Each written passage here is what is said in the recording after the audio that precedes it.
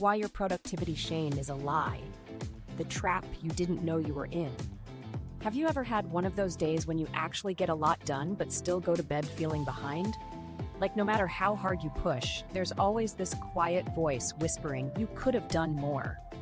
It's almost like your achievements don't count unless you're completely exhausted at the end of the day. That's the trap, the invisible weight that no one warns you about. It's not laziness or lack of motivation. It's something quieter and deeper, shame. Let's be real, we live in an age where scrolling through someone's 5 a.m. routine makes you feel guilty before you've even had coffee. You see someone journaling with 10 color-coded pens, drinking their green smoothie, and running a business before sunrise, and suddenly you're asking, what's wrong with me? The truth is, nothing's wrong. But we've been tricked into thinking shame is supposed to motivate us, that feeling bad about what we didn't do will somehow push us to do better tomorrow. Except it doesn't. It actually kills productivity from the inside out. Here's what that shame-driven day looks like. You wake up already behind because your brain's keeping score. You check your phone hoping for a hit of motivation, but instead you see everyone else outpacing you. So you push harder, not from excitement, but to quiet that guilt. Every task becomes proof, one more thing to earn your self-worth back. And if you take a break, instant spiral. You start reasoning, I didn't even deserve to rest. That's not motivation. That's punishment disguised as productivity. Now here's where it gets tricky. Shame feels productive in the short term. It gives you a burst of urgency, like an inner critic with a stopwatch yelling, move. But neurologically, it's a fear response, not a focus one. When chronic shame becomes your baseline, it activates the brain's threat system, flooding you with cortisol instead of clarity. That's why when you're stuck in that cycle, you procrastinate even harder, double down on hustling, or swing between burnout and paralysis. This is what researchers call chronic shame. Not that quick pang of guilt when you forget to text someone back, but a deeper, ongoing sense that you're just not enough. Studies on chronic shame show it rewires decision-making. Instead of choosing actions that align with your goals, you make choices to avoid failure or judgment. That's why you might freeze when looking at a to-do list. Your body is reading it as danger, not opportunity. It's not that you can't focus, it's that your nervous system doesn't feel safe enough to try. So yeah, you might think your problem is procrastination, but deep down, your brain's trying to protect you from pain. You want to move forward, but the same inner voice saying, do better, also says, don't fail, or you'll prove you're not enough. That tug of war drains everything: energy, focus, and self-trust. And no app or productivity system can fix that, because tools only work when motivation comes from safety, not survival. But here's the good news. You can unlearn this. The antidote isn't more discipline, it's understanding. When you see shame for what it is, a false alarm wired into you by years of cultural messaging, everything changes. You stop reacting and start choosing. By the end of this video, I'll show you how to trade shame-driven hustle for calm, compassionate action. This shift doesn't make you softer, it makes you sustainable and clear. And that sense of relief you've been craving? It's coming. Because you're not broken. You're just stuck in a loop that was never yours to begin with. What productivity shame really is. So let's name this thing properly, because once you can see it clearly, you can finally stop letting it drive you. Productivity shame isn't about being lazy or unorganized, it's about self-worth getting tangled up with output. It's that belief that if you don't accomplish enough, you somehow aren't enough. Every unchecked box becomes proof that you're falling short as a person. And here's the thing, guilt and shame look similar on the surface, but psychologically they're worlds apart. Guilt says, I didn't do enough today. Shame says, I'm not enough. Guilt is about behavior. It's focused on something outside you that you can fix. Shame targets you as the problem, it's identity-based. And that subtle shift changes everything about how your brain motivates you. When you feel guilty, your mind looks for solutions. When you feel shame, your mind looks for escape. It turns avoidance into survival. Research on chronic shame explains that this feeling doesn't show up out of nowhere. It usually starts early, repeated moments of being judged, corrected, or compared. Maybe a parent or teacher used disappointment as motivation. Maybe you learned that being good meant being productive. Over time, those moments wire your brain to treat mistakes or rest as danger. Instead of learning I did something wrong, your body learns if I don't perform perfectly, I'll lose connection or approval. That's how shame settles into your nervous system and quietly rewires your motivation. There's a term psychologists use, avoidance motivation. This means your decisions are guided by a need to protect yourself from negative emotion, not a desire to move towards something meaningful. Chronic shame hijacks this system. You start asking, what will make me feel safe from judgment, instead of what matters most right now? The problem is, even when you push yourself hard, that voice never shuts up, because shame doesn't respond to achievement, it feeds on it. Think about a time you skipped a task on your list. You tell yourself, I'll do it later, but underneath that is a louder thought: if I try and fail, I'll prove I'm incompetent. That fear of exposure is shame's fingerprint. It's not laziness, it's your brain trying to avoid another hit of humiliation. I once coached someone who procrastinated on sending job applications. She had the skills, she even had the resume ready. But every time she sat down to submit, she froze. Her mind wasn't saying, this is hard, it was saying, what if they see I'm not good enough? That's how shame masks itself as perfectionism or procrastination. When you operate from that place for too long, your decision-making starts shrinking. Research on chronic shame shows that people make fear-based choices, aiming to minimize exposure to potential criticism. You say yes to projects you don't believe in because saying no feels unsafe. You avoid trying new things because failure would confirm what you secretly believe about yourself. Creativity, gone. Risk-taking, gone. You start living reactively, curating every move to keep shame at bay. And ironically, the more you avoid it, the stronger it gets. Here's the cruel twist: shame mimics productivity. It sounds like that harsh inner coach yelling, come on, get your act together. It feels like discipline. But neurologically, what's happening is a threat response. The amygdala, the part of your brain that detects danger, lights up the same way it would if you were being chased. Your prefrontal cortex, the part responsible for planning and problem solving, goes offline. That's why you blank out mid-task or forget what you were doing. Your brain is busy defending you, not creating. So when you sit there staring at your to-do list frozen, it's not a motivation problem, it's a regulation problem. Your nervous system is screaming, if you fail, it won't just be a mistake, it'll mean something's wrong with who you are. No wonder your body would rather scroll or sleep than start. Those behaviors are not defiance, they're self-protection. Another pattern that shows up with productivity shame is what I call the pendulum swing. One day, you overwork to prove yourself. The next day, you crash and do nothing. Both sides are powered by the same emotion. On the hustle side, you're trying to outrun shame. On the shutdown side, you've burned out from carrying it. And because neither version brings peace, the cycle resets. Each round reinforces the lie that you need to earn your worth again. If this sounds familiar, it's because modern culture feeds it constantly. Every motivational post that says no excuses or rise and grind teaches your brain that rest equals failure and effort equals safety. You absorb that message for long enough, and shame becomes your autopilot. The worst part? It can make actual rest feel physically uncomfortable. You finally take a break, but instead of relaxing, you feel restless, anxious, even guilty. That's your body detoxing from shame-driven adrenaline. And here's the part that clicked for me personally. I used to mistake that discomfort for laziness. Whenever I rested, I'd instantly feel uneasy and reach for my laptop. But what was really happening was my nervous system learning to exist without that constant cortisol hit. Over time, I realized the energy of shame feels productive, but it's actually panic in disguise. It makes you move, sure, but in circles. You're never building toward anything lasting. So if you ever catch yourself saying, I should be doing more, pause and ask, am I trying to move toward what matters or just away from shame? That one question can shift your entire mindset. Because productivity shame has nothing to do with how capable or ambitious you are. It's just an outdated coping mechanism pretending to be motivation. The same instinct that once kept you safe from disapproval is now holding you hostage from fulfillment. Once you understand that, you stop fighting yourself.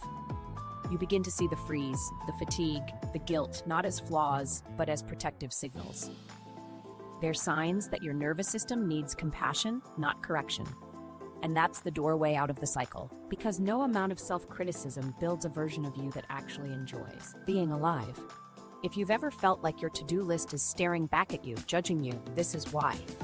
It's not about willpower, it's about biology and beliefs tangled together. The next step is seeing where those beliefs came from and why society taught us to tie our worth to our work. Once we go there, it starts making even more sense how deep this runs, and more importantly, how to rewrite it. How society taught you to connect worth to work. Let's pull back and look at where this wiring begins, because none of us created it alone. From the minute we enter school, we're rewarded for outcomes, not effort. Gold stars, report cards, good job stickers, everything tells us that value lives in results. You learn early that being acceptable equals being productive. Miss an assignment?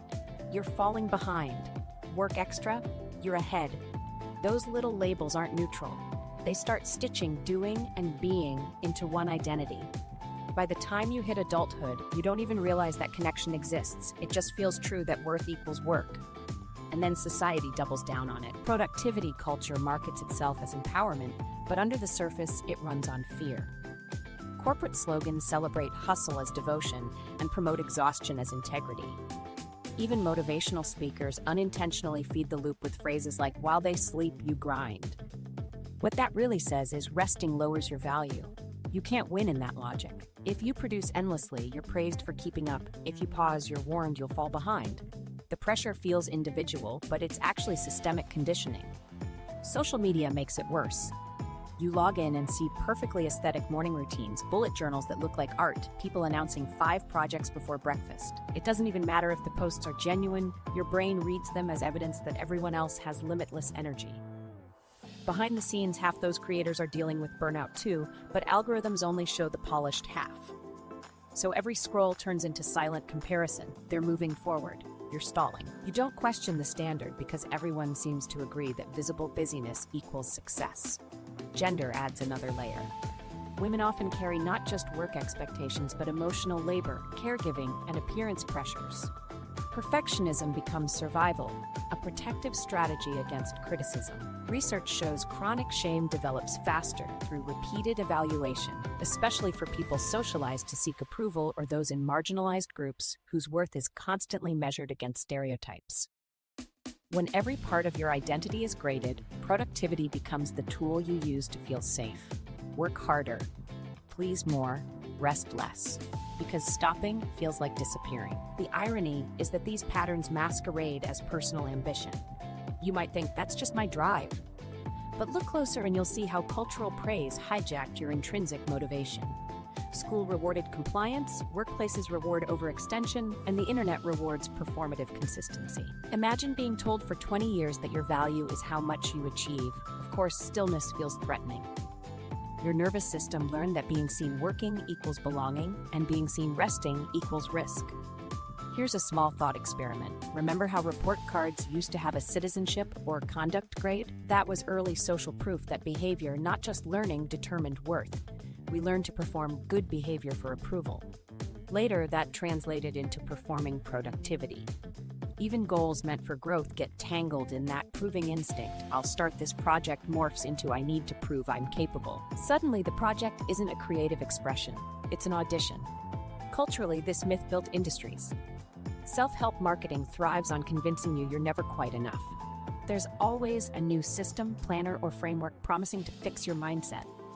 The hidden narrative is that you are the problem, so you'll keep buying solutions. That's why shame feels profitable for the system, but painful for you. If you ever truly believed you were enough, half the market collapses. No wonder the messaging is relentless. Think about workplace structures too. Most performance reviews measure output, hours, deliverables, deadlines. Rarely do they measure creativity, empathy, or collaboration, even though those are the qualities teams actually need to thrive. Yet employees internalize those numeric metrics as moral ones. Less output equals less value. And when leadership celebrates sacrifice, staying late, skipping lunch, it conditions everyone to equate exhaustion with excellence. People learn that boundaries signal weakness. Now let's connect that back to shame.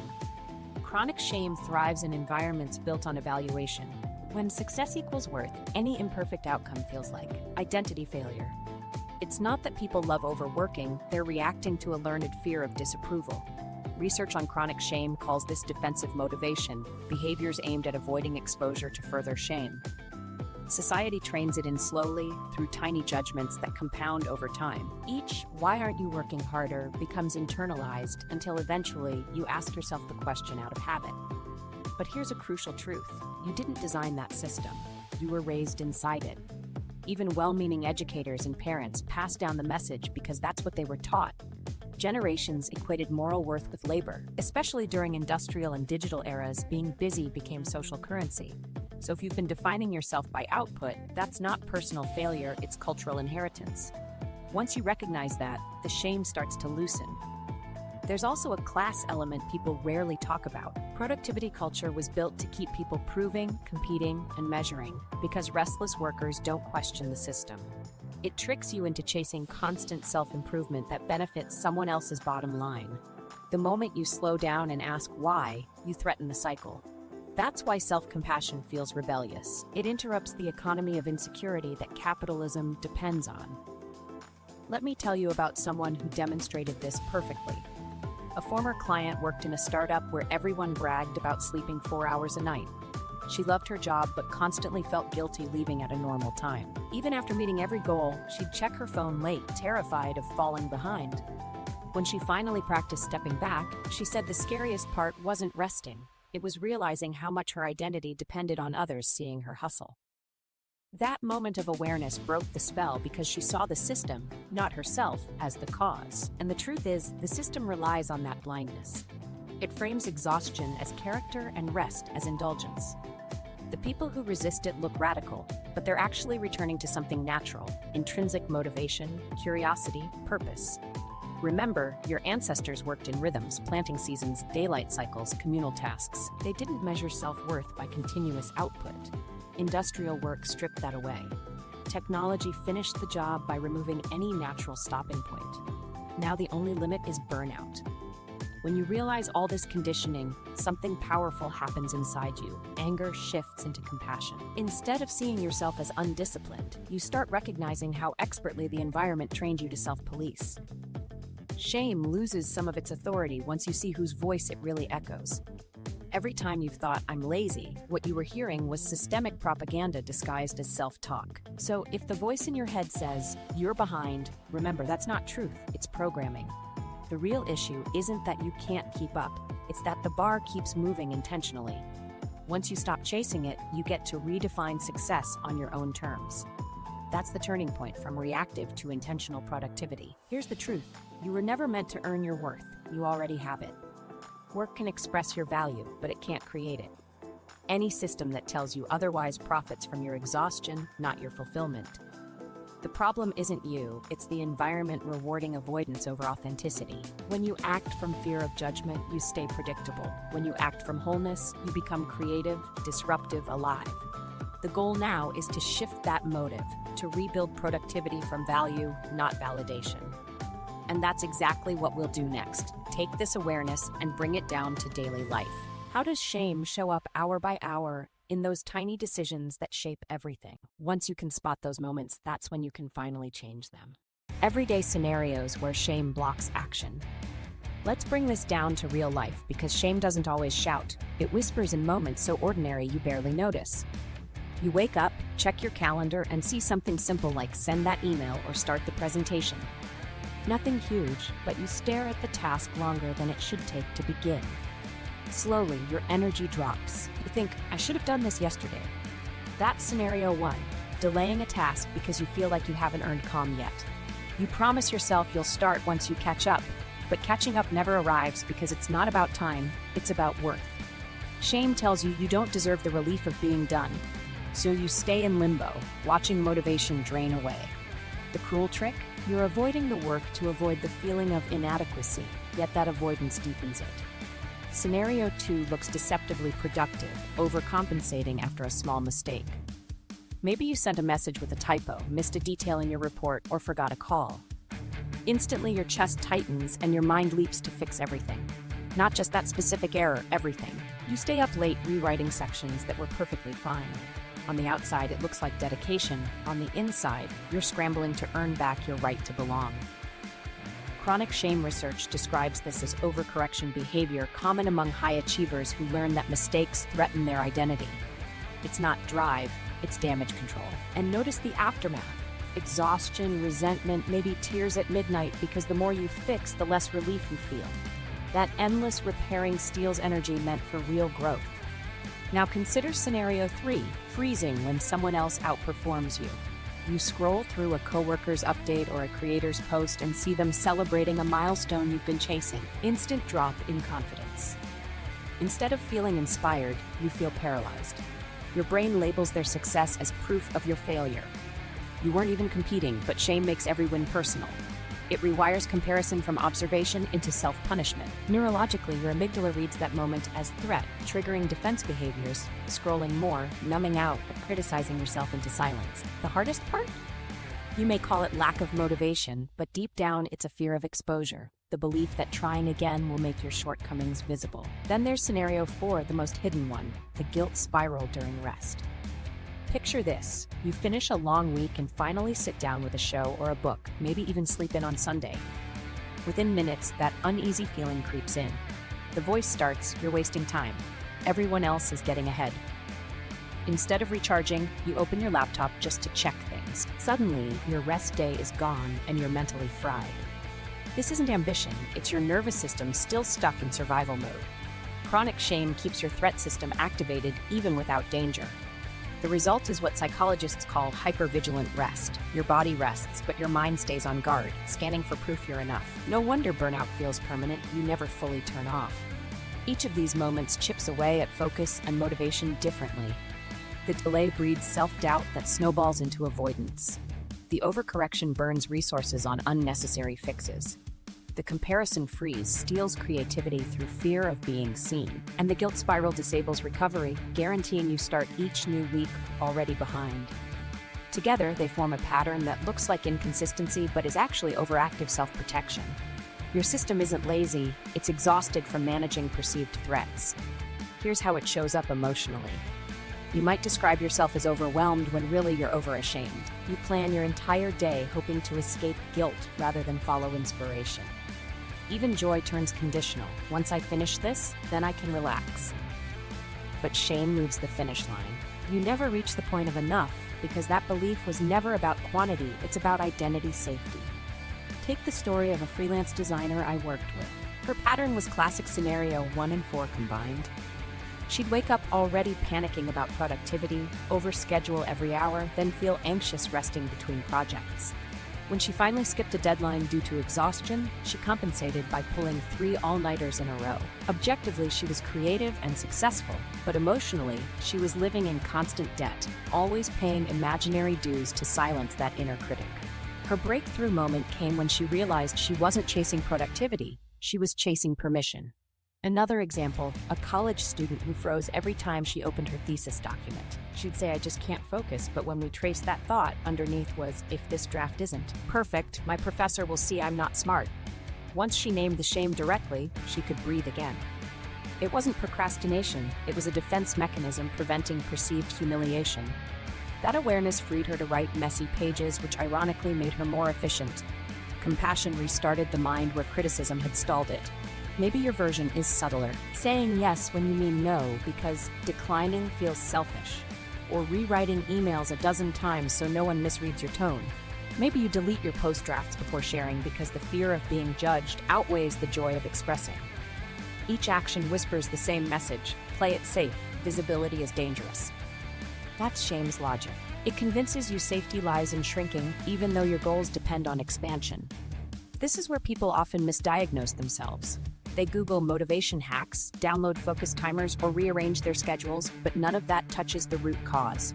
You can't organize shame out of the system. You must understand it out. Productivity tools operate in the prefrontal cortex, planning logic, but shame shuts that part down.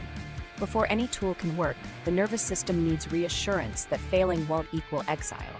So maybe start watching for your personal version of these 4 scenarios. When you catch yourself delaying, overworking, freezing, or guilt resting, pause. Instead of asking what's wrong with me, try what am I trying to protect right now? That single switch reframes the moment from weakness to wisdom. It means you're awake enough to notice the pattern, because awareness is the first crack in shame's armor. Once you can see these loops playing out in everyday tasks, you stop believing their story. You realize your energy didn't vanish, it's just been bound up in survival mode. Recognize the pattern, meet it with curiosity, and the system begins to relax. Then movement focus and creativity return naturally, not because you forced them, but because you finally feel safe enough to start. And that's where we go next. Understanding what's actually happening inside your brain and body every time shame hijacks your motivation. Because once you know that biology, you can outsmart it instead of obeying it. The neuroscience of shame and motivation. All right, let's unpack what's happening inside your brain when productivity shame takes over, because understanding the biology makes it so much easier to stop blaming yourself. When you feel that tightness in your chest after missing a deadline or see someone post a success story online, your brain reacts as if you're under threat. The primary player here is the amygdala, the threat detector. It doesn't care whether the danger is a real predator or a comment comparing your productivity. It just fires. That sparks your fight, flight, freeze response, flooding your system with cortisol and adrenaline. Suddenly, your heart speeds up, your focus narrows, and your body prepares for survival, not creativity, not deep work, just protection. The tricky part is that while your amygdala ramps up, your prefrontal cortex, the part that helps you plan, reason, and innovate, goes quiet. It's like having the manager of your brain step out while the alarm system blares. You can't think clearly because the brain has decided safety matters more than strategy. This is why you might stare at your screen, unable to start or make impulsive decisions to just get it done without reflection. Your body isn't lazy, it's hijacked. Chronic shame keeps this threat circuit on a loop. Research shows that people living with persistent shame display heightened amygdala reactivity and reduced connectivity with the prefrontal areas responsible for regulation. In simple terms, the alarm keeps ringing even after the danger's over. You're stuck in a mental neighborhood where criticism feels lethal. Every task, message, or expectation is scanned for potential rejection. Living in that state doesn't just drain focus, it literally reshapes decision-making, biasing it toward avoidance. Now here's the hope. Our brains are incredibly plastic. They can change with experience and intention. Enter the self-compassion network. Modern neuroscience reveals that treating yourself with kindness activates an entirely different system, one rooted in care rather than threat. Structures like the anterior cingulate cortex and insula light up, regions linked to empathy and emotional regulation. Alongside them, the medial prefrontal cortex becomes more active, restoring executive function and balanced decision-making. This combination quiets the amygdala and regulates cortisol levels, shifting you from survival mode back into connection and creativity. Think of it as two operating systems in your mind, the threat system that runs on fear and the care system that runs on safety. Shame keeps you rooted in threat mode, scanning for failure. Self-compassion flips the switch to care mode, where the body finally feels safe enough to learn, focus, and take risks. You can't simultaneously attack and support yourself. The brain literally allocates different resources for those states. What's wild is that compassion triggers physiological soothing through the oxytocin system. Oxytocin is the same hormone released when someone gives you a genuine hug or offers comfort. It tells your nervous system you're safe, connection is available. Studies show that when people practice mindful self-compassion, their oxytocin levels rise while stress biomarkers drop. They shift from tight, defensive energy into calm motivation. From the outside, it looks like discipline. From the inside, it feels like peace. Let's connect this to work performance. In a threat state, motivation is avoidance-based. You push yourself to prevent negative outcomes. The brain associates rest with danger and creativity with risk. In a compassionate state, motivation becomes approach-based. You're drawn toward meaningful goals because they align with values, not fear. The dopamine system responsible for reward synchronizes with the care network, creating sustainable drive. You're no longer chasing relief from guilt. You're working from curiosity and purpose. That's the biological definition of safe productivity. Here's a simple illustration. Say you've missed a deadline. In shame mode, your amygdala fires up. You're irresponsible. Everyone will think you're incompetent. Stress hormones surge, your prefrontal cortex dims, and you might spiral, scrolling, over-explaining, or freezing. In self-compassion mode, you acknowledge the mistake without identity collapse. I'm disappointed, but mistakes happen. What can I learn for next time? Instantly, the prefrontal cortex comes online, executive thinking returns, and you problem solve instead of panic solving. Same situation, two neurochemical realities. This also explains why no planner, system, or app can rescue you when your body feels unsafe. Tools operate at the level of logic, shame operates at the level of survival. Until the nervous system believes failure won't equal abandonment, efficiency tricks can't land. Ever wonder why your productivity method works perfectly one month and fails the next? It's usually because the emotional tone shifted from curiosity to fear. Your brain interprets self-criticism as danger, turning off access to logical problem solving. Let me share a quick real-world example. A client named Maya kept saying, "Every time I open my project tracker, I blank out." She thought she had attention issues. But once we explored, we found her tracker visually reminded her of past failures. Each unchecked box registered in her body as threat. We reframed her system so that every task started with a micro check-in. What's one kind thing I can offer myself before I start? Over time, that cue paired her tracker with safety instead of pressure. Within 2 weeks, her focus stabilized. The tasks didn't change, the body state did. Neuroscientists describe this process as rewiring from the threat pathway to the soothing pathway. Instead of adrenaline running the show, oxytocin and endorphins take over. These neurochemicals support problem solving and persistence without burnout. Compassion doesn't lower ambition, it stabilizes it. Your brain begins learning that effort doesn't mean danger anymore. That's how sustainable motivation is born. And for high achievers, here's another insight. Self-criticism used to feel like fuel because it triggered short bursts of cortisol, which can briefly boost energy. But when those bursts become chronic, cortisol impairs hippocampal functioning, the memory center, making you forgetful, distracted, even clumsy. That's why you might drop details when stressed. It's not because you've lost talent, it's because your brain's energy went into protection, not creation. By contrast, practicing compassion engages the parasympathetic nervous system, the rest and digest mode. Your breathing slows, your heart rate steadies, and blood flow returns to the prefrontal cortex. You regain cognitive flexibility, which is critical for problem solving and creativity. Think of compassionate motivation as a steady flame instead of a wildfire. Consistent heat, no burnout. Another interesting finding from recent studies is that compassion increases heart rate variability, a physiological marker of resilience. People who score higher on self-compassion recover from stress faster, showing quicker returns to baseline after setbacks. In productivity terms, that means you bounce back from mistakes without losing entire days to rumination. The brain literally learns to interpret failure as feedback instead of danger. Let's make it practical. Next time you hit that wall, you're tired, comparing, criticizing, do a 30-second experiment. Close your eyes, notice your breath, and silently say, "This is a moment of shame. Others feel this too. I can be kind to myself right now." It's called the self-compassion break, and research shows it calms the threat circuitry almost instantly. The words act as cognitive cues that signal the brain, danger over, support available. That's when your nervous system shifts states and real motivation returns.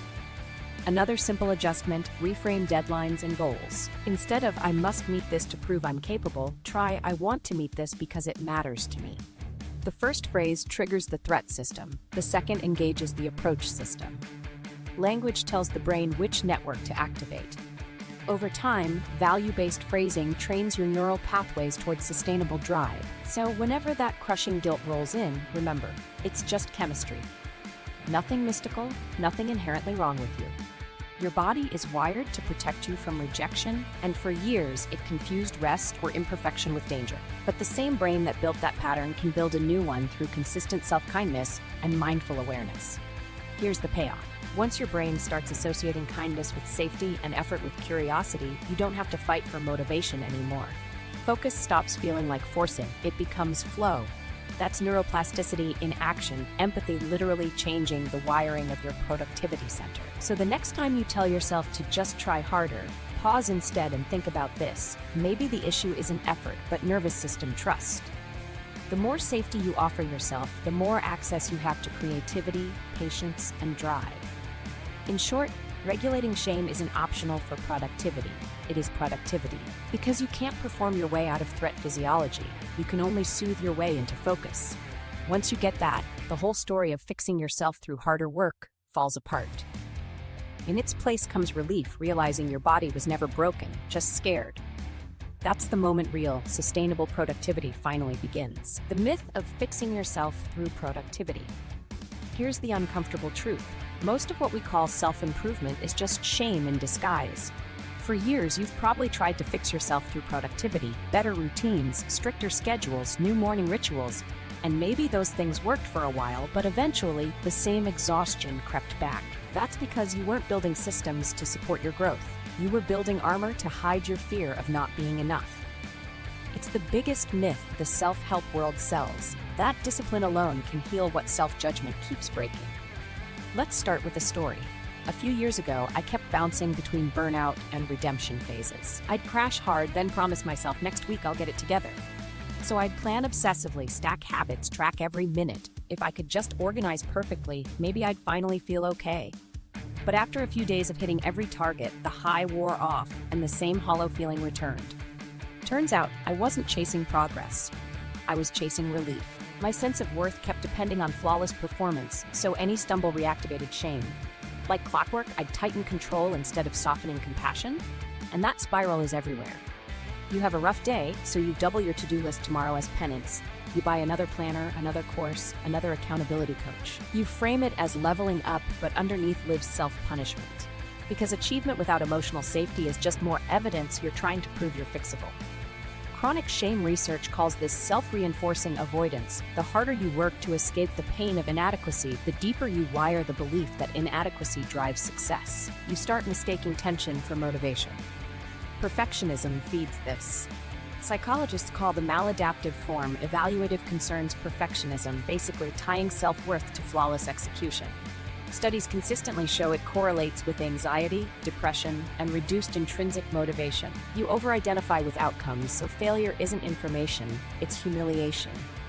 That's why perfectionists often procrastinate, waiting for the moment they'll feel worthy enough to start. It's not laziness, it's terror of confirmation. And when you do push through, the praise brings momentary relief before the next round of pressure hits. You become addicted to accomplishment because it's the only time shame quiets down. I once coached a client who said, "If I stop performing, who am I?" That's the voice of internalized productivity myth. When worth equals work, rest feels like identity loss.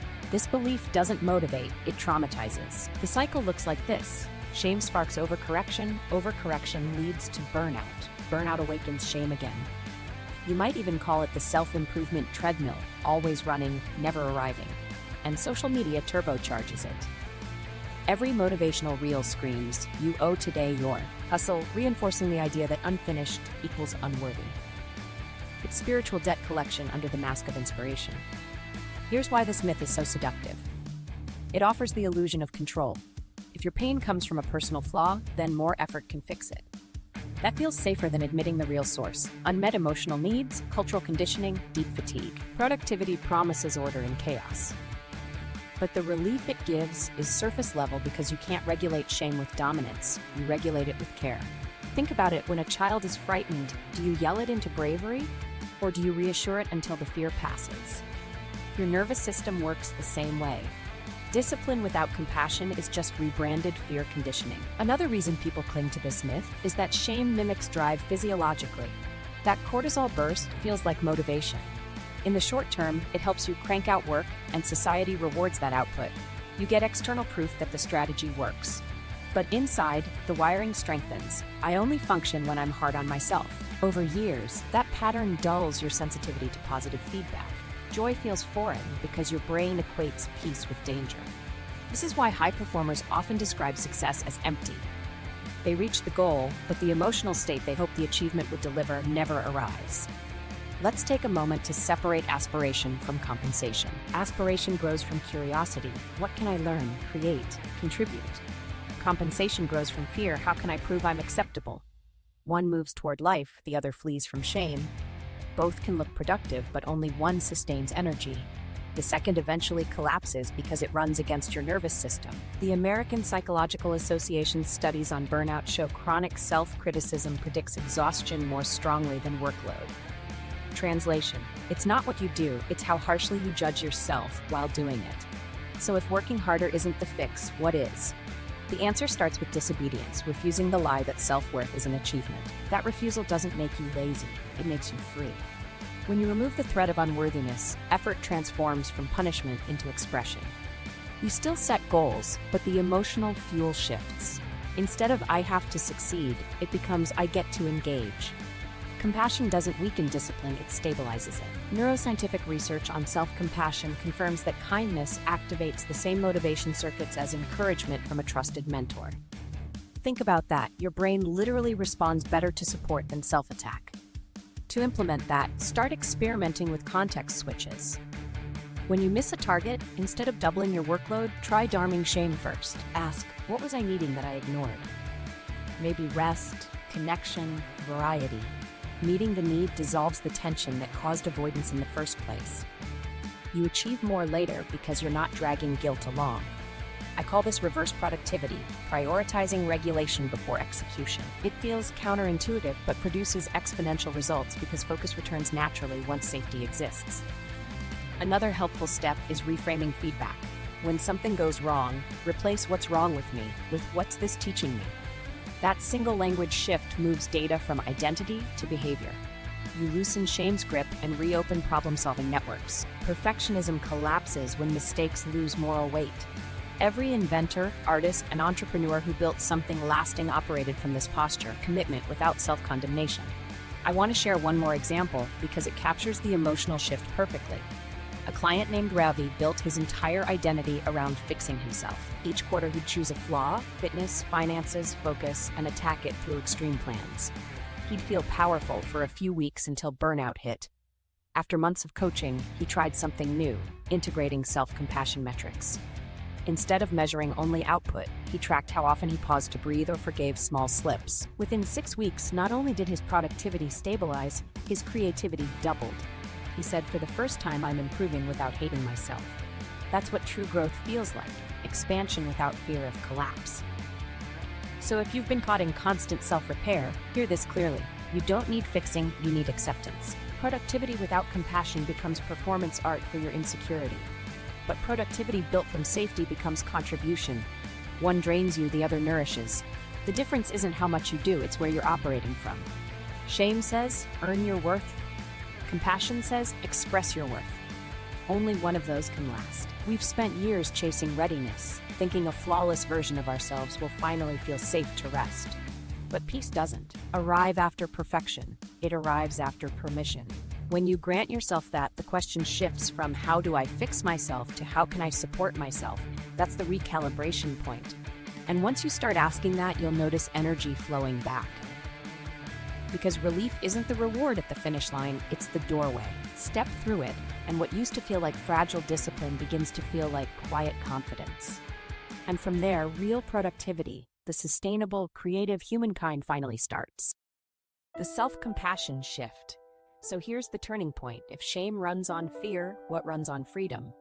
It's self-compassion. Not the fluffy kind that sounds like just love yourself, but a grounded, research-backed skill that literally rewires your nervous system. Think of it as learning to treat yourself like someone you actually care about. After all, compassion isn't indulgence, it's intelligent regulation. It's what flips your brain from threat to growth mode. Self-compassion has 3 parts: mindfulness, common humanity, and self-kindness. Mindfulness means noticing what's happening without judgment, catching when you're spiraling, instead of getting lost inside it. Common humanity reminds you that every person struggles. Shame loves to make you think you're the only one failing. And self-kindness? That's the voice that replaces "what's wrong with me" with "this is hard, but I'm learning." These 3 steps rebuild the trust between you and your own mind, and trust is the soil where productivity finally grows. Let's break down what each part does to shame. Mindfulness interrupts the autopilot reaction. Instead of fusing with the thought, "I'm useless," you notice, that's my shame voice speaking. That small space gives your prefrontal cortex enough oxygen to come online again. Common humanity dissolves isolation. It tells the amygdala, "I'm not alone," which reduces perceived danger. And self-kindness activates the oxytocin pathway we talked about earlier, flooding the body with calmness so action becomes possible. It's not soft, it's strategic. You're hacking your biology to return to focus. Here's the key. Compassion isn't the opposite of discipline, it is discipline. Discipline just means honoring your long-term needs over short-term discomfort. When you approach work with compassion, you show up despite imperfection, not because you're punishing it. That consistency beats any burst of shame-fueled hustle. Think of athletes. Their best training comes from body awareness, pacing, recovery, not self-attack. Your mind works the same way. Harshness burns adrenaline, compassion builds stamina. Let's talk practices. The simplest is the self-compassion break, created by psychologist Kristin Neff. It's 30 seconds, 3 sentences. Step 1, acknowledge this is a moment of struggle. Step 2, remind yourself struggle is part of being human. Step 3, choose kindness. May I give myself the care I need right now? It sounds small, but neurologically it's enormous. The phrasing names emotion, activating awareness regions, connects community, reducing isolation, and invites soothing, triggering the parasympathetic system. Do that whenever you catch the shame voice, and you'll feel your body uncoil. That's your system saying, signal received, we're safe. Here's an everyday example. You miss a meeting. The shame script starts, I'm so irresponsible. Instead, pause and run the break. I'm frustrated. That's human. I'll treat myself gently and fix what I can. You send a clean apology email, adjust your reminders, and move on. 5 minutes of calm replaces 5 hours of self-punishment. Same situation, different chemical cocktail in your blood. The first drains, the second restores. Another practice is self-compassionate journaling. Instead of listing failures or planning fixes, you write from a supportive perspective. Example, I'm proud of how I showed up despite being tired, or today was messy but I still cared. The goal isn't to deny mistakes, it's to narrate them as learning instead of evidence. Over time, this reframes identity. You stop seeing yourself as a broken project and more as a living process. And that little shift changes effort from proving to expressing. High achievers sometimes fear compassion will make them complacent, but the neuroscience shows the opposite. When the body feels safe, dopamine drives curiosity, not crash cycles. You gain persistence, creativity, and relational warmth, all of which enhance productivity. It's like swapping caffeine jitters for steady fuel. You still work hard, but the sensation beneath it is calm focus, not desperation. Here's a story that shows the shift in real life. A marketing manager I coached, Dana, came to me convinced she lacked discipline. Her inner critic screamed every time she paused. We practiced micro moments of compassion. Before each task, she'd say, I can start gently. Within weeks, her procrastination dropped by half. She wasn't pushing harder, she was reducing inner resistance. She told me, I used to think kind people get less done. Turns out, I get more done because I stop wasting time doubting myself. That's the paradox. Gentleness speeds you up. Another tool that helps rewire self-talk is imagining a caring mentor voice. When shame says you blew it, ask, what would a wise friend say? Hear their tone, borrow their words, even if it feels awkward. Over time, that compassionate voice becomes internal. Studies show that consistent, compassionate self-dialogue strengthens medial prefrontal activation, exactly the area involved in healthy motivation. Translation: you literally train your brain to replace threat with encouragement. Let's connect this to goal setting. When shame dictates goals, they sound like punishment. Fix this flaw, reach this number, prove this point. When compassion sets goals, they sound like alignment. Explore this interest, build this skill, serve this cause. Same effort, cleaner energy. One drains your nervous system, the other nourishes it.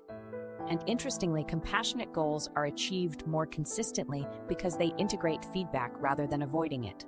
You stay flexible instead of brittle. Compassion also restores authenticity. Shame makes you contort to please, chasing external validation. Self-kindness turns attention inward. What values matter to me? That reclaims autonomy. When your motivation matches your values, productivity stops feeling like servitude and starts feeling like self-expression. That's when ideas flow easily, conversations feel genuine, and rest feels deserved. You're not begging for permission anymore. You're participating in your own life.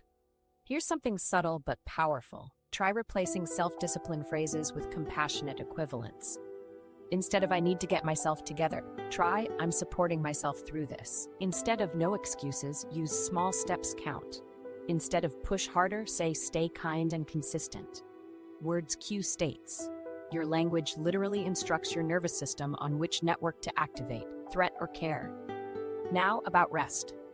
Under compassion, rest transforms from avoidance to maintenance. You rest not because you're failing, but because you value longevity. Neuroscience calls this self-regulatory balance. Taking breaks under shame still spikes cortisol. Taking breaks under compassion drops it, making them actually restorative. That's why compassionate workers often outperform even the most disciplined perfectionists long-term. They recover faster, think clearer, and maintain enthusiasm. Let's map how this feels internally. Shame orders, compassion invites. Shame yells, move or else. Compassion whispers, take your time, the goal will still be there. Shame creates tunnel vision, compassion expands awareness, letting you notice options. Shame erodes confidence. Compassion builds integrity because you follow through without betraying yourself. If productivity is about consistent forward motion, compassion gives you traction. To cultivate it, use small cues throughout the day. When you catch tight shoulders or shallow breathing, place a hand on your chest. Physical warmth amplifies oxytocin release. When you notice negative self-talk, address it aloud. Thank you, mind, for trying to protect me, but we're safe. When you complete a task, instead of rushing to the next, acknowledge that mattered. These microacts seem trivial, but repetition rewires faster than intention alone. You're teaching your body new safety associations with work and rest alike. Let's not forget community. Practicing compassion individually is powerful, but shame thrives in isolation. Surround yourself with voices that model gentleness, colleagues who honor balance, friends who celebrate rest. Our brains are contagiously empathetic. Mirror neurons pick up emotional tone. Exposure to compassionate norms accelerates rewiring. It's easier to believe you're enough when the environment echoes it. There's also a boundary component. Compassion isn't saying yes to everything, it's protecting capacity. Sometimes the kindest act is saying no early before resentment builds. That refusal maintains integrity and prevents future burnout. A compassionate person preserves energy to sustain contribution. As one study on burnout prevention put it, self-kindness predicts active coping, not withdrawal. You're not opting out, you're optimizing. Eventually, as you practice this shift, you'll feel something subtle change.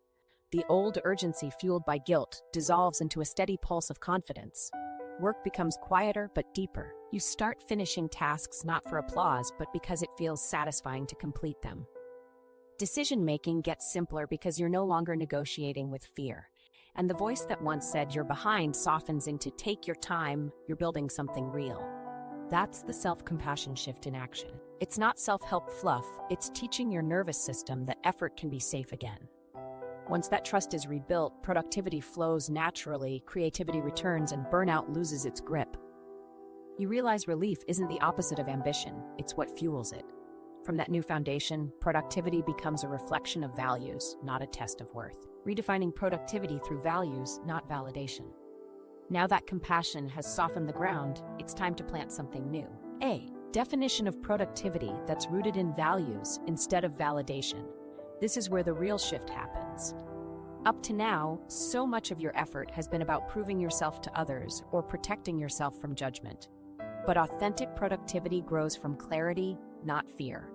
You do things because they align with who you are, not because they defend your worth. So let's start with what value-based productivity actually means. In psychological terms, it's drawn from acceptance and commitment therapy, which teaches that sustainable action comes from values, not emotion. You identify what matters most: creativity, connection, learning, contribution, and let those become the compass for your choices. The outer results still matter, but they're no longer the scoreboard for your identity. They're simply expressions of those inner values playing out in the world. Think of it this way. Shame asks, how will people see me if I fail? Values ask, who am I when I act true to what I care about? That single reframe changes the emotional climate of your life. Suddenly, tasks aren't obligations, they're opportunities to embody your principles. Even the hard days feel meaningful because they serve something bigger than ego management. Here's a quick exercise to find your core values. Write down 3 words that capture moments when you felt most alive, not necessarily successful, just alive. Maybe curiosity, kindness, or freedom. Then ask, what choices today honor those? When your actions serve those words, your brain experiences intrinsic motivation. That's dopamine linked to satisfaction rather than relief. Work starts to feel lighter because it's congruent. Let's contrast this with validation-based productivity. That version says, finish this project so people respect you. You're chasing external approval, so the emotional stakes skyrocket. Every hiccup becomes a threat to your identity. But when your motive is internal, setbacks lose their sting. You can say, I'm still aligned with my value of curiosity even if this attempt flops. That's psychological flexibility, the skill that keeps motivation alive even under pressure. I remember coaching a content creator who had built her schedule entirely around audience metrics. Every dip in views crushed her. We re-anchored her goals in her values instead of numbers. Her core words were truth and impact, so her new aim became show up truthfully today. Within a month, her anxiety dropped while her creativity soared. Ironically, her engagement grew because authenticity resonates more than performance ever could. Let's make it more tangible with common examples. Working out is a big one. In a validation framework, exercise often sounds like punishment, burn off last night's calories, or prove you're disciplined. That mentality stems from shame. But in a values framework, movement honors vitality, strength, confidence. You're not punishing laziness, you're celebrating energy. The difference in motivation is night and day. You'll stick with it because it feels like care, not debt repayment. Or writing. Shame says you must post or you'll fall behind. Values say you write to express your perspective and connect. Under shame, writer's block feels crushing because silence equals failure. Under values, pauses become incubation. The words will return when insight matures. Work flows when validation no longer decides timing. Now, finding your value-based why isn't about rejecting ambition, it's about refining purpose. You can still crave achievement, promotions, or audience growth, but those become byproducts of integrity, not proof of it. Think of authenticity as a stabilizer. When outcomes fluctuate, and they always will, your inner compass prevents emotional whiplash. You aren't amazing one day and worthless the next. You're constant because values don't vanish when numbers dip. To apply this daily, start each morning with what I call a values intention. Ask, how do I want to show up regardless of outcome? Maybe today it's with curiosity or with calm.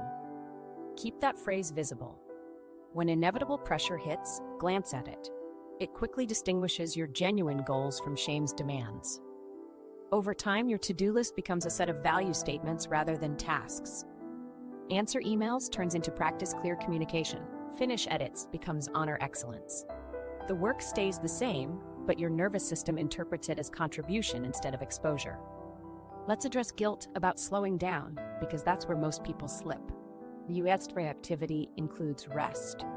If one of your values is growth, rest fuels it. If it's care, rest demonstrates it. Shame sees rest as lost time, values see it as presence time. The more congruent your schedule becomes with your values, the less you need to justify recovery. It logically fits the mission.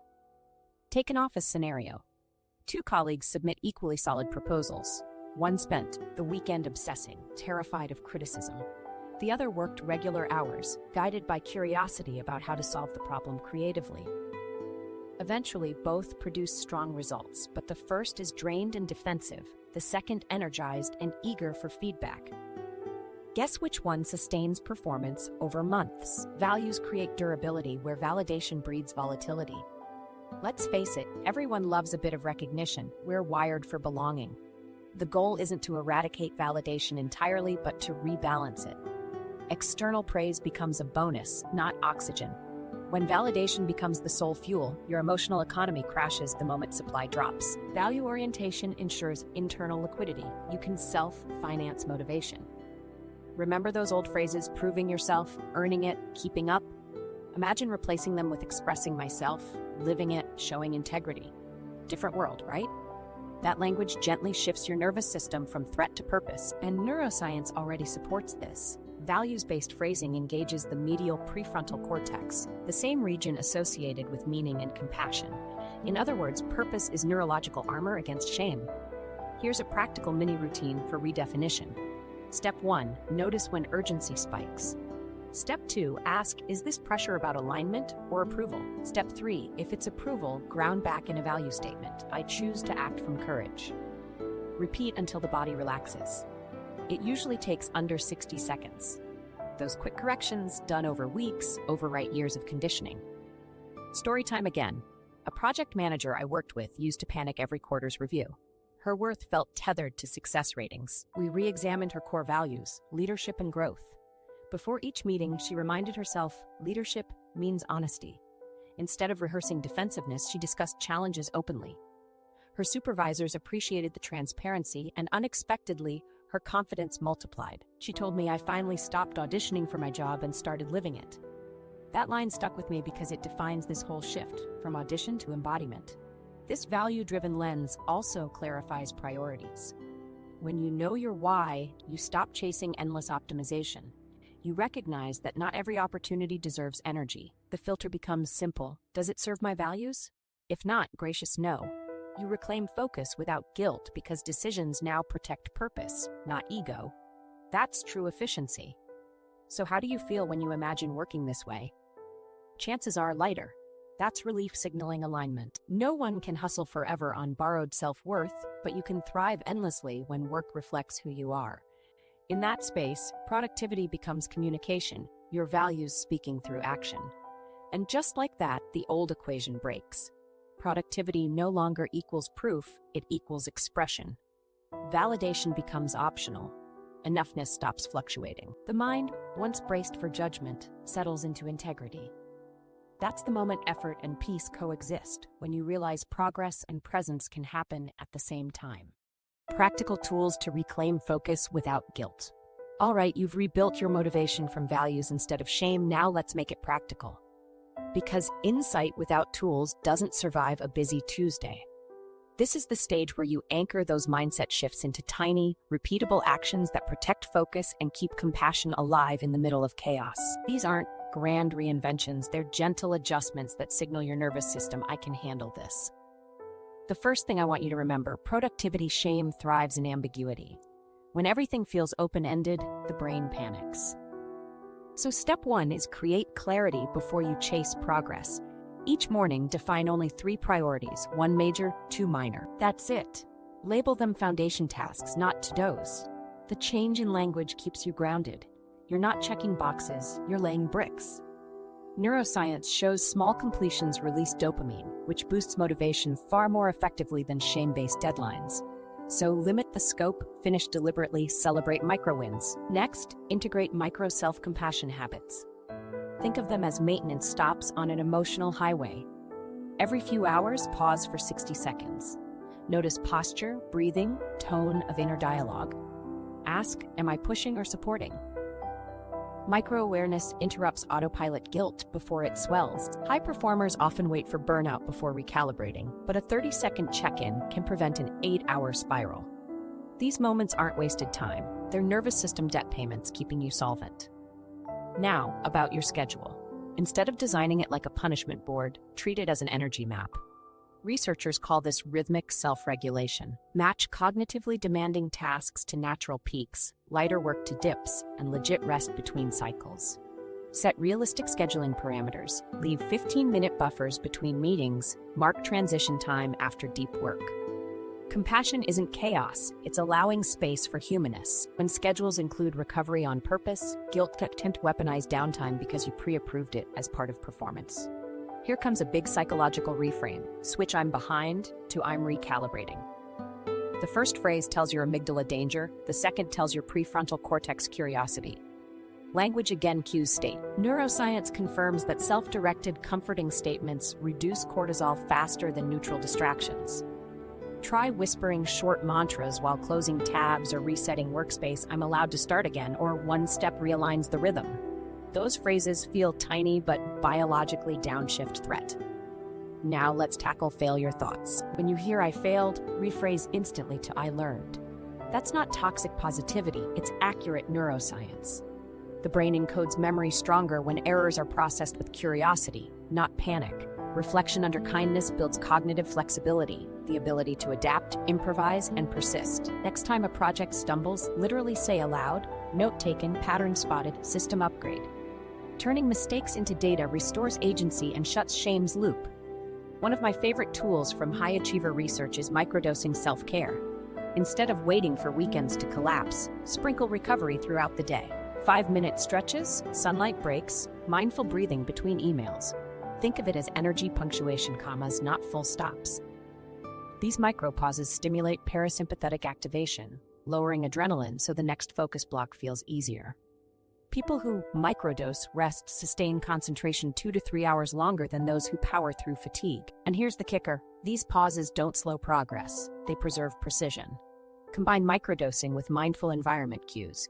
That means adjusting lighting, scent, or music at transition points. It trains your brain to associate specific sensory signals with flow rather than fear. Shame often hijacks environments by tagging workspaces with guilt memory. This desk equals pressure.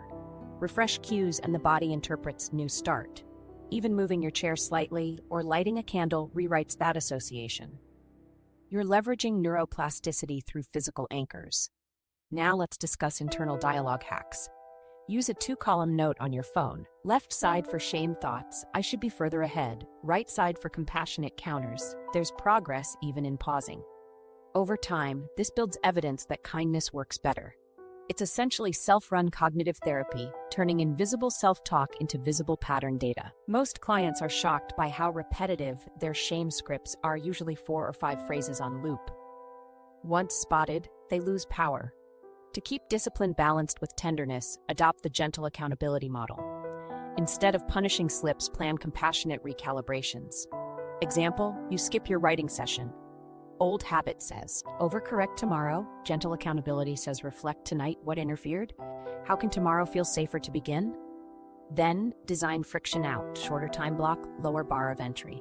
You maintain consistency through empathy rather than fear. Research from mindful performance studies calls this self-compassionate persistence. People persevere longer when goals are paired with understanding. Another tangible strategy is ending each day with a done journal. Spend 2 minutes listing 3 things completed, no matter how small, sent in email, hydrated, rested eyes. The aim isn't ego-boosting, but grounding. Chronic shame distorts memory. It remembers only failures. The done journal retrains recall toward balance, nurturing confidence through factual reinforcement. Confidence isn't built through compliments, it's built through recorded truth. Let's link this back to neuroscience again. Every acknowledgement of effort triggers a mild dopamine hit without the cortisol crash. You subtly create a reward loop around compassion itself. After a few weeks, your brain begins craving the state of calm focus because it's consistently associated with completion. That's how you biologically rewire from guilt-driven sprinting to sustainable pace. Now let's talk about boundaries with technology.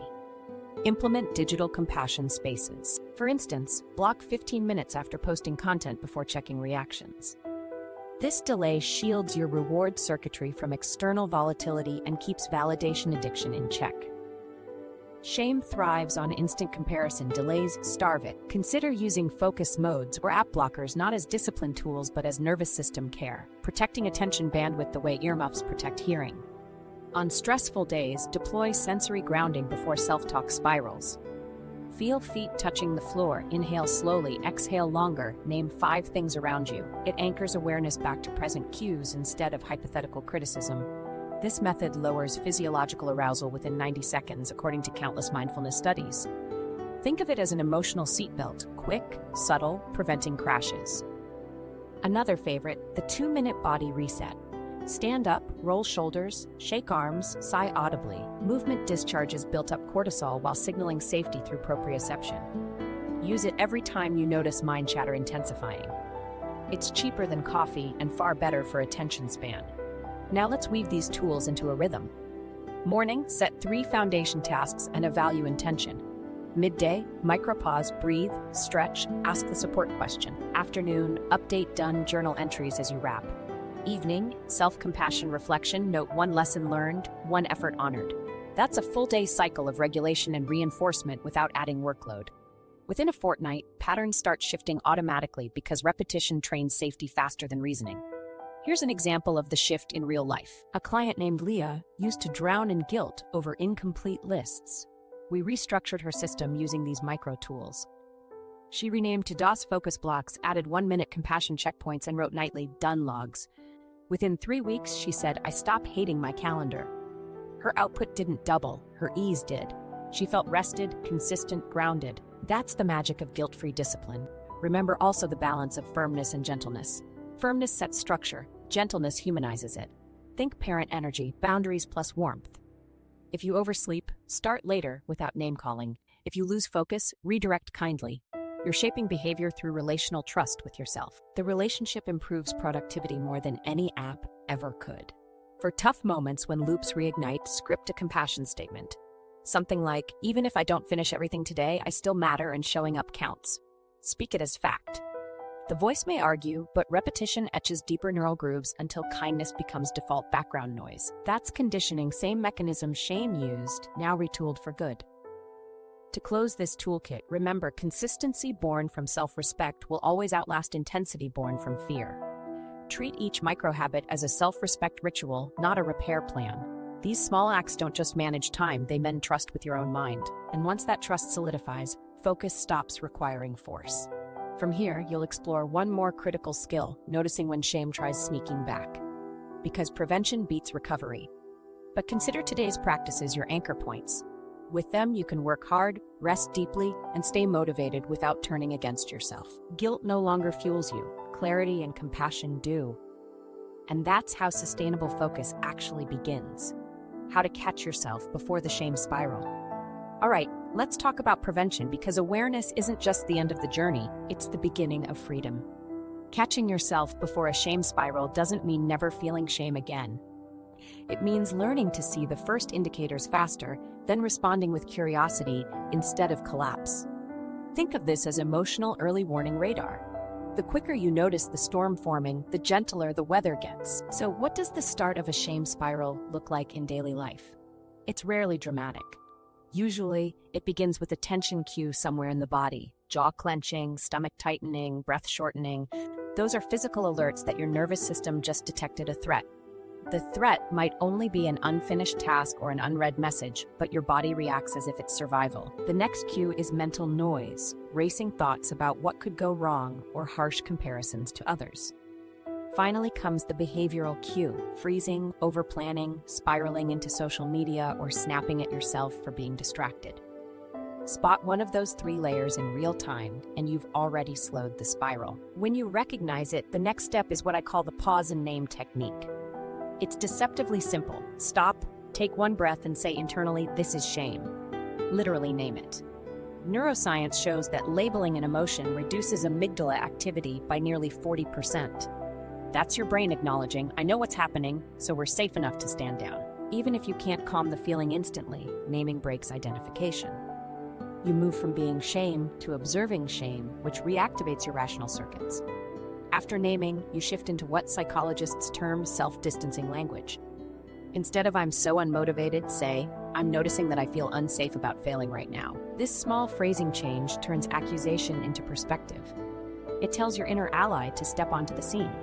The tone of your inner voice matters. Softer words literally change vagal nerve signals, which change heart rhythm and calm the threat system. Talk to yourself like a teammate describing a challenge, not an accuser listing crimes. Once you've paused and named, you need to do something physical, the reset act. Shame lives in the body, not just the mind. Stand up, move, stretch your shoulders, or walk for 1 minute. Physical motion tells your limbic system we're not trapped. Many people try to think their way out of spirals, but the body must move before the mind believes safety is possible. Walking outside, shaking out hands, or changing environment gives the emotion somewhere to exit.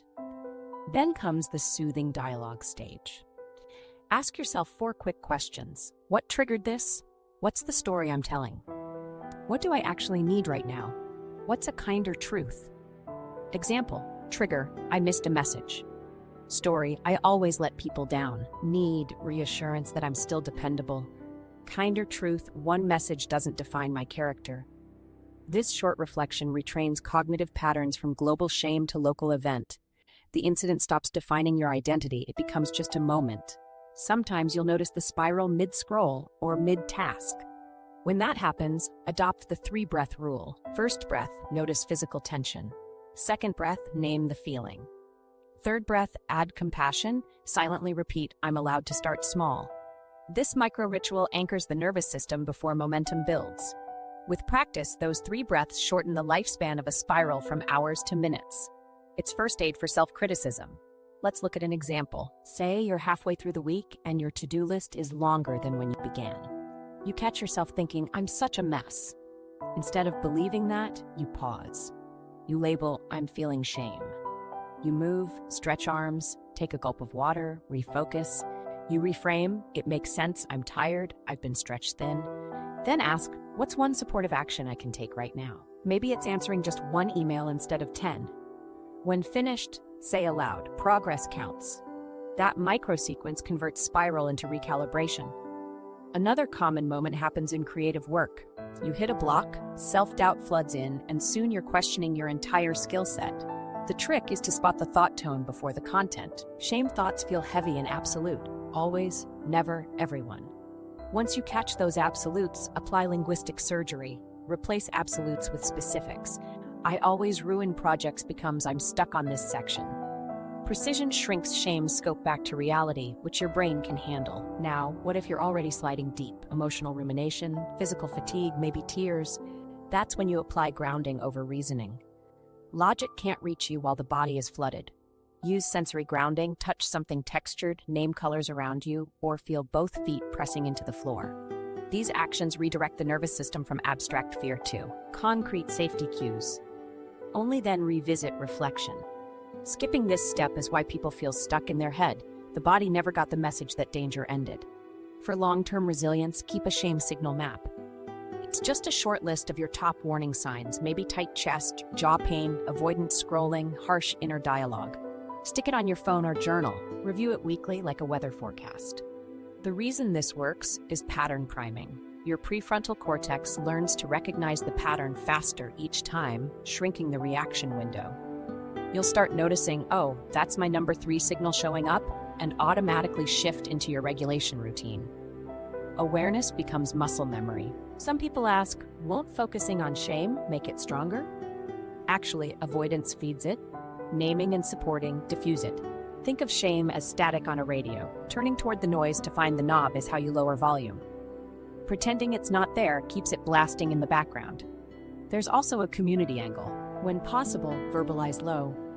Stakes shame moments with a trusted person. Hey, I'm spiraling because I missed a call. Shame hates exposure. It melts under empathy. Social mammals rely on shared regulation. The combination of self-naming and relational comfort does what solitary rumination never can. It rewires the expectation that mistakes equal exile. I'll give you a story. My client Maya once described spending hours paralyzed before emailing her supervisor. She feared looking incompetent, even though the delay was minor. We practiced pause and beznaim Bouchard. The next time it happened, she caught the script after 2 minutes, whispered the label, walked to refill her water, and sent the message calmly. Later she laughed. That took 90 seconds instead of 9 hours. That's what catching the spiral looks like. Not perfection, just intercepting panic early enough to choose kindness over avoidance. Remember, mastery isn't never feeling shame. It's meeting it sooner with softness. Each time you interrupt the cycle, your nervous system learns that safety can coexist with imperfection. Eventually, the intervals between spirals stretch wider, the crashes shorten, and motivation stabilizes. So here's your challenge. Over the next week, notice one early cue a day. Maybe it's posture, a phrase you mutter, or the tingling urge to overwork. When it shows up, run the quick sequence. Pause, name, breathe, ground, reframe. Record how relief feels compared to guilt. That data retrains belief faster than any lecture. Mastery isn't about suppression, it's about subtlety. Catching yourself early is emotional agility, proof that you've built enough trust to stay present with discomfort. That's real strength, not control, but confidence. Because the cycle of shame breaks the moment you see it clearly. And once it's visible, it's beatable. From hustle to healing, the new definition of productive. So this is it, the part where everything you've learned starts weaving into a new way of being. For most of your life, productivity probably meant hustle, pushing, proving, surviving.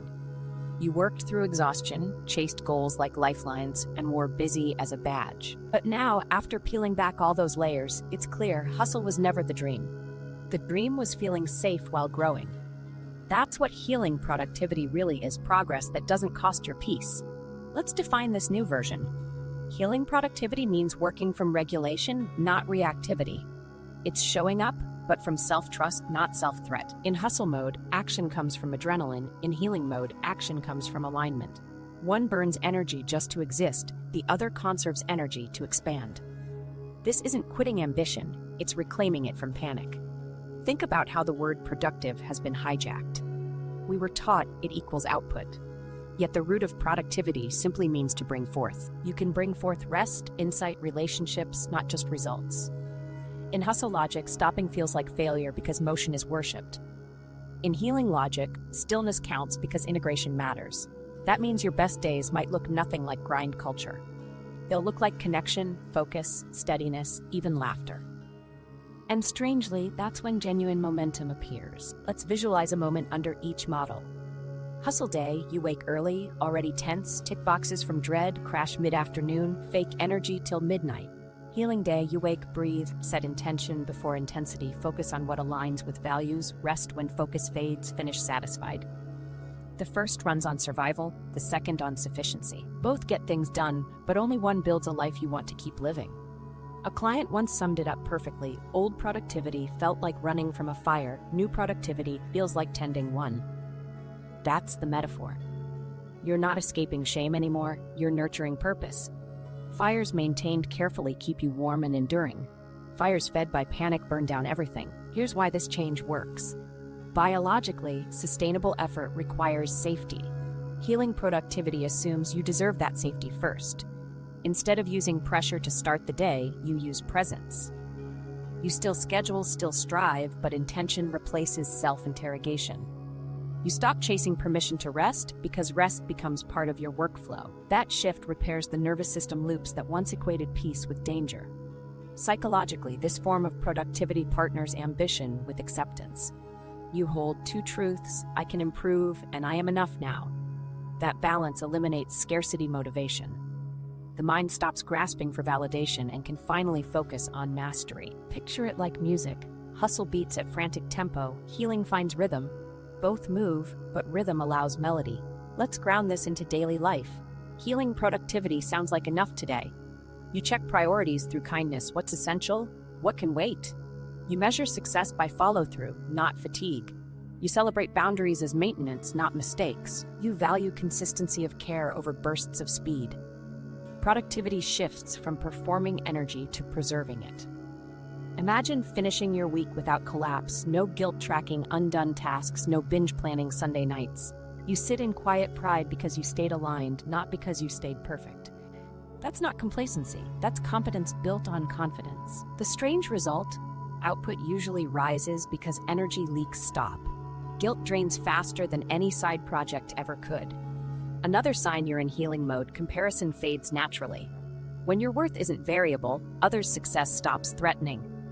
Their glow reminds you of possibility, not proof you're late. Collaboration blooms because shared safety feels better than silent rivalry.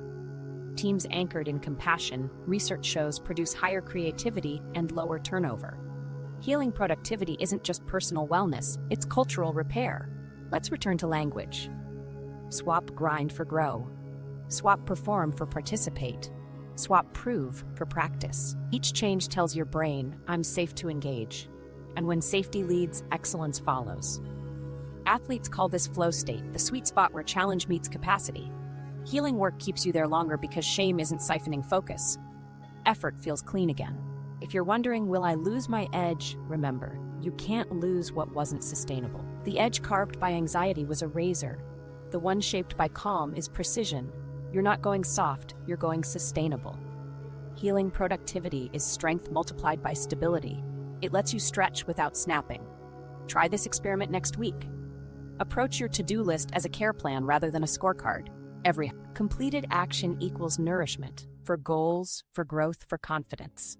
When you rest, call it integration time. When you struggle, call it data collection. Every label you adjust lightens your emotional load. Those tiny linguistic repairs rebuild identity faster than massive lifestyle overhauls. By now, you can feel what's different. Relief. Not the relief of giving up, but of dropping unnecessary weight. Your body loosens, focus steadies, and creativity resurfaces. That relief isn't laziness, it's what clarity feels like once shame steps aside. And with it comes quiet confidence, finally trusting that your worth doesn't hinge on production, yet your capacity to produce has never been higher. So here's the real definition. Being productive means investing energy where it restores you. Everything else is noise. You're not here to hustle harder, you're here to heal smarter. When effort becomes expression, action finally feels alive again. That's the evolution, from hustle to healing, from fear to flow. The spreadsheets still fill, the projects still finish, but the soul stays intact. And the most astonishing part? Peace and progress start walking in step.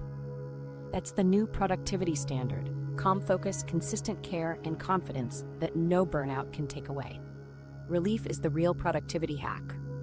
So after all this, what's the takeaway? It's simple but radical. The real productivity hack isn't doing more. It's feeling safe enough to act from peace instead of panic. Every trick, planner, and system is secondary to that feeling of relief in your body when you know nothing terrible happens if you rest, err, or move slower. That's the moment shame loses its leverage. We were taught productivity meant pressure, always on, always proving. But pressure without compassion is just self-surveillance. It's not excellence, it's fear management. The irony is that all along, you were never lazy. You were overloaded with alarms that told you rest equaled risk. Productivity shame tricked you into thinking the cure for pain was performance. But the truth is, performance without relief is punishment on repeat. Here's what relief really is: evidence of trust in your own rhythm. Imagine finishing a day content rather than checking what's left undone. That quiet exhale in your chest? That's your nervous system coming out of long-term fight or flight. It's where creativity breathes again. When that becomes your baseline, consistent focus finally feels effortless. Relief also changes your relationship with goals. You stop treating them like rescue missions. Once I hit that milestone, I'll feel worthy. Instead, goals become invitations. How can I honor my values through this project?